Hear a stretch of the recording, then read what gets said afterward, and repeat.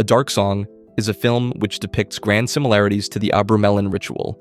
The structure of the film mirrors the structure of the operation itself. By the end of this video, you will understand something about this film that nobody else has said out loud. You'll understand the headless god, the holy guardian angel, and a Gnostic myth that's been running beneath the surface of this story the entire time. The Book of Abramelin, what the ritual actually is. The Book of the Sacred Magic of Abramelin the Mage. Internally dated to 1458.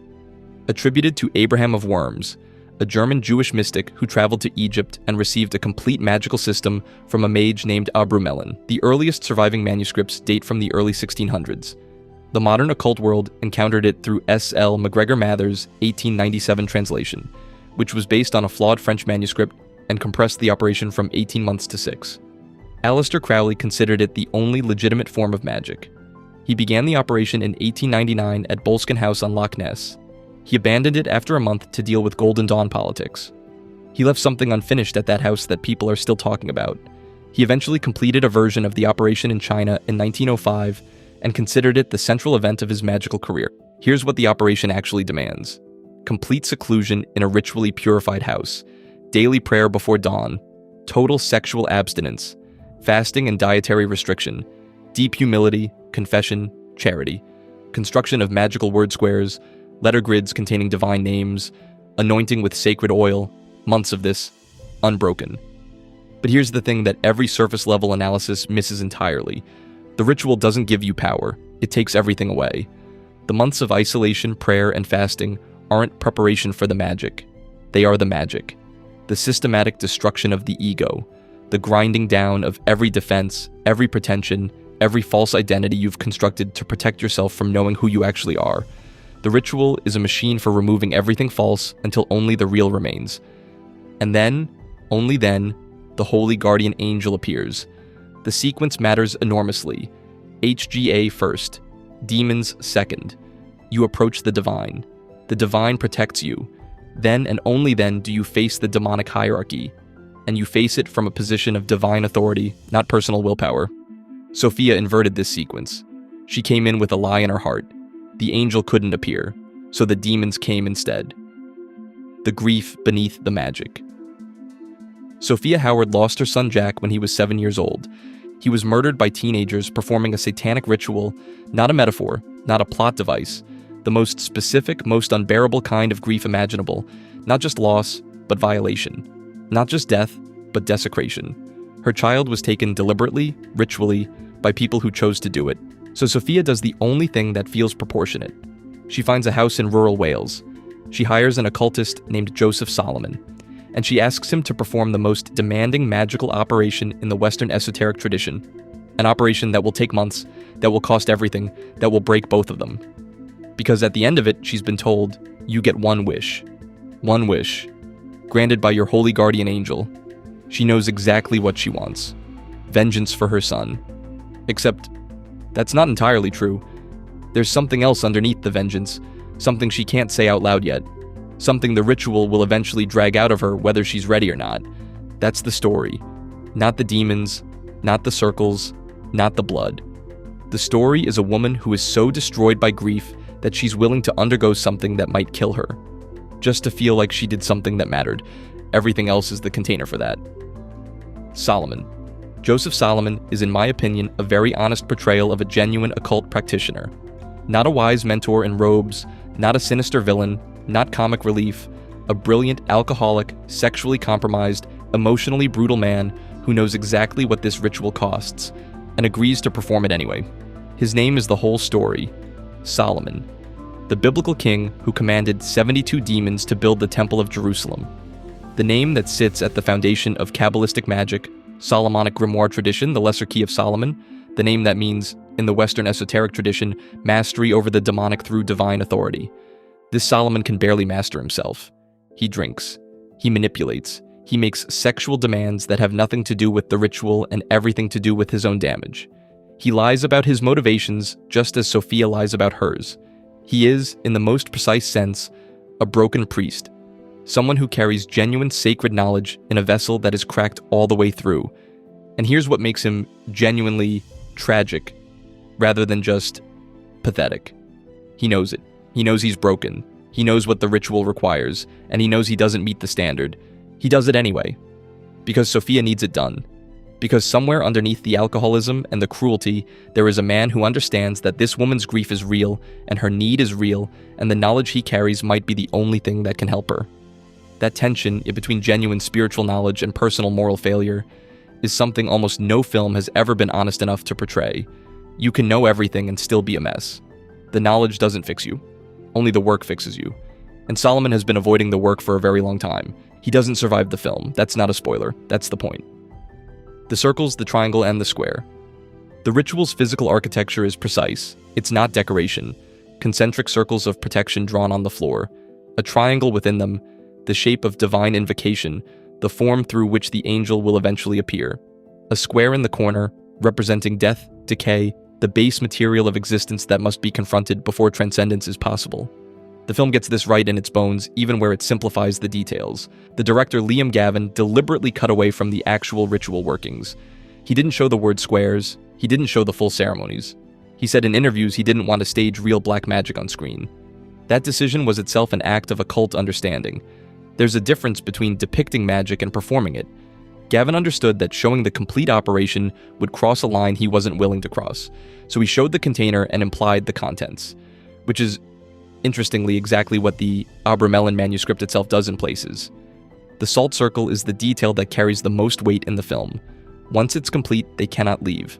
The house becomes the ritual space. The ritual space becomes the entire world. There is no outside anymore. There is only the work. That's not a horror movie device. That's an accurate description of what the operation does to your psychology. The outside world stops being real. The ritual becomes the only reality, which is exactly what makes it work, and exactly what makes it dangerous. The circle doesn't keep the demons out, it keeps everything in, including you. The demons are not what you think. The voice of Jack comes through the walls. Sophia hears her dead son, his voice, his cadence, the specific way he said her name, and she moves toward it. Of course she does, she's his mother. And Solomon stops her. Physically. Forcibly. Because he knows what she doesn't. That's not Jack. The demonic manifestations in A Dark Song are not external entities that have broken through from somewhere else. They are Sophia's own psychological material, her guilt, her rage, her self-deception, her grief, given form by the ritual's pressure.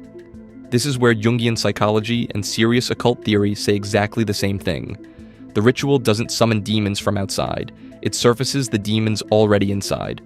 Every tradition that has ever worked seriously with this material, Kabbalistic, Hermetic, Shamanic, Jungian, arrives at the same conclusion. The monsters you meet on the path are yours. The voice of Jack is the most devastating example. It's not Jack. It's Sophia's guilt wearing Jack's face. Her guilt that she wasn't there. Her guilt that she survived. Her guilt about what she actually wants. Which is not just to speak to her son, but to destroy the people who killed him. The ritual is showing her what she's actually carrying. It's not being cruel, it's being precise. The shadow figures, the basement assault, the severed finger, each one is a layer being removed. Each one is the ritual doing what it was designed to do, stripping away everything false, everything defended, everything that isn't the real Sophia. She has to lose Solomon. She has to be left completely alone. She has to be broken down to nothing. Because what the ritual is trying to produce requires that there be nothing left of the old self to get in the way. And this is where the film does something that almost no occult cinema has ever attempted. It reaches back to a text that's nearly 2,000 years old, to a god with no head, and to the most radical idea in the entire Western esoteric tradition, the bornless one, the headless god. Greek magical papyri, PGM5, lines 96 to 172, 3rd century CE Greco-Egyptian, a ritual known as the Stele of Ju, the hieroglyphist. It invokes a god called Akephalos, the headless one. Akephalos, in Greek, literally means without a head. This is a supreme creator deity described in the text as the one who created heaven and earth, day and night, light and darkness, a being of absolute primordial power, and it has no head. The headlessness is not a deformity. It's the point. The head is the seat of the rational, ego-bound, personality-driven mind. The part of you that wants things. The part that fears things. The part that constructs the story of who you are and defends that story against all evidence. To be without a head is to be without all of that. Pure will, pure being. consciousness without the filter of personality. The ritual doesn't just invoke Akephalos from outside. The practitioner becomes Akephalos. They speak as the god. They command spirits from a position of divine authority because they have temporarily dissolved the personal self that would otherwise get in the way. Aleister Crowley encountered this text through the Golden Dawn and recognized immediately what it was. He reworked it as the ritual of the Bornless One and eventually systematized it in Liber Samekh, his primary operation for attaining knowledge and conversation of the Holy Guardian Angel. The Bornless ritual and the Abramelin operation are, at their deepest level, the same operation. Both are about the same thing, the dissolution of the false self so the true self can emerge. Now map this onto Sophia's journey through the film. Every trial removes another layer of the head. The vengeful self, stripped away when vengeance becomes impossible. The lying self, stripped away when her true motive is finally spoken aloud. The self-protective self, stripped away in the basement. The grieving self, stripped away when she buries Solomon and drives away alone. By the time she stands before the angel, she is, in the most precise esoteric sense, headless. The woman who walked into that house no longer exists. What remains is something that was always there beneath her, something that never needed vengeance because it was never wounded in the way the ego is wounded. But to understand what that something is, we need to go back further than Crowley, further than Abramelin, all the way to a myth so old it predates Christianity, and a goddess whose name you've been hearing this entire time, Sophia, the Gnostic, the myth beneath the film. In Gnostic cosmology, Sophia is the last and lowest of the aeons, divine emanations from the Supreme Being, the pleroma, the fullness of divine light. Sophia makes a mistake. She acts without her consort, without divine sanction, driven by her own desire. And from that mistake, she gives birth to the Demiurge, a flawed, ignorant creator god who builds the material universe we inhabit. The Demiurge doesn't know there's anything above him. He thinks he's the highest power. He builds a world of matter and suffering and calls it good. Sophia suffers for her mistake. She is exiled to the boundary between the pleroma and the material world. She is surrounded by archons, the Demiurge's servants, forces that keep souls trapped in matter, that prevent the divine spark within each person from recognizing its true origin. She yearns to return. She repents. She is eventually restored to the pleroma. Now watch what Gavin did. Sophia Howard's son is killed. Her fall from the pleroma. The ritual is her exile in matter. Months of suffering, isolation, degradation. The demons are the archons, forces that surround her, torment her, try to prevent her from reaching what she came for.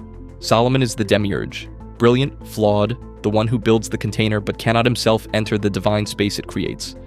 He dies before the angel appears. The Demiurge cannot survive the pleroma.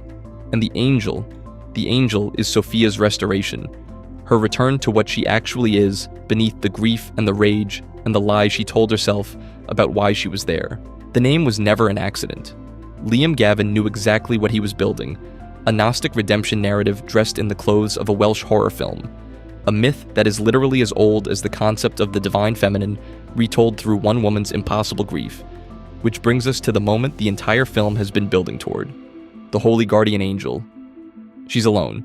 Solomon is dead. The house is full of demons. She's been dragged to the basement, tortured, lost a finger. She has nothing left. And then, light. The angel that appears in a dark song is vast, armored, terrifying and beautiful simultaneously. It doesn't speak in a soft voice. It doesn't comfort her. It simply is. And its presence is so overwhelming that Sophia can barely remain upright. This is consistent with every genuine mystical encounter across traditions. The divine doesn't appear small and comfortable. It appears as what it is. The Hekhalot literature, Jewish mystical texts describing angelic encounters, describes beings of such overwhelming presence that the mystic is physically prostrated. Isaiah falls on his face. Ezekiel collapses. The shepherds in the Nativity story are told, "Fear not," because the first response to genuine divine encounter is terror. So what is the Holy Guardian Angel? In the Abramelin system, your divine guide, the being assigned to your soul before birth, the one who knows your true purpose and has been waiting for you to be ready to hear it. In Thelema, your true self, the divine core beneath the ego, the embodiment of your true will. In Gnostic terms, the divine spark, the pneuma, the fragment of the pleroma that exists within every human being and yearns to return to its source. In Jungian terms, the self, the totality of the psyche, the archetype of wholeness that the ego must eventually surrender to. All of these are pointing at the same thing, not a separate being, not a guardian in the conventional religious sense, the truest version of what you actually are, beneath every layer of conditioning, trauma, ego, and false identity. And Sophia stands before it. After everything, after the months of ritual, after Solomon, after the demons, after the basement, after the finger, after all of it. And she doesn't ask for vengeance. She asks for the power to forgive. Why? Not because she decided to be a better person, not because she had a change of heart, because the woman who wanted vengeance no longer exists. The ritual worked, the bornless process worked, the Gnostic exile worked. Every layer of the wounded, vengeful, lying, self-protective self has been removed. What remains, the headless one, the true Sophia, the divine spark, doesn't want vengeance. It never did. That was the ego's agenda. The soul's agenda was always forgiveness, always return, always the pleroma. The ritual is complete. You are Sophia. Here's what nobody has said out loud about this film. It didn't just happen to Sophia. If this film worked on you the way it was designed to, it happened to you too. You clicked play with a specific desire, to understand a film, to learn something about occult history, to satisfy curiosity. That's your version of Sophia walking into the house. A specific want, a specific agenda.